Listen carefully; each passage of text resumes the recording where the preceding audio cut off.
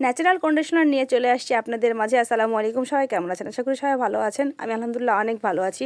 আসলে মেহেদি কিন্তু চুলের জন্য খুবই উপকার, আর যেহেতু সিজনটা হচ্ছে অফ সিজন, এই সিজনে কিন্তু আসলে গাছের মেহেদি থাকে না। আর যেহেতু কাস্টমার আসবে, কাস্টমার নক দিয়েছিল, তো মনে করলাম যেহেতু গাছে আছে আর কোথায় যাব, আর একেবারে অবস্থা খারাপ, তারপরেও হচ্ছে কিছু করার নেই। এই সময় যদি মেহেদি মেহেদি গাছের নিয়ম যেটা, মেহেদি গাছ থেকে যত মেহেদি তুলবেন তত মেহেদি ঘন হয়ে বের হবে।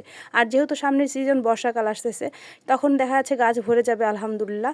তো যার কারণে মনে করলাম গাছ থেকে একেবারে হচ্ছে সুন্দরভাবে চেষে মুছে সুন্দর করে গাছ থেকে সম্পূর্ণ পাতাগুলো তুলে ফেলবো। তো এই তো আমি হচ্ছে সম্পূর্ণ পাতাগুলো সুন্দরভাবেই তুলতেছিলাম।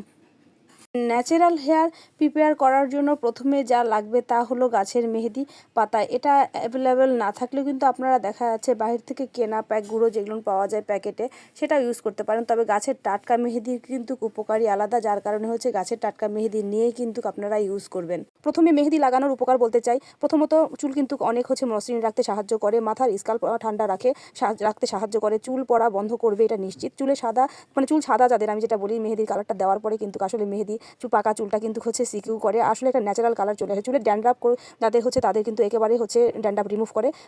যাদের হেয়ার ফল থাকে তাদেরও কিন্তু হচ্ছে হেয়ার ফল কমিয়ে ফেলে। 7 দিন পর পর চুলে মেহেদি অবশ্যই দিবেন। আসলে এতটা পরিমাণে উপকার, যারা ইউজ করেন তারা তো জানেনই। তো আজকের মেহেদির উপকারিতা আপনাদের মাঝে তুলে ধরলাম। সবাই ভালো থাকবেন। আজ এই পর্যন্ত। আসসালামু আলাইকুম।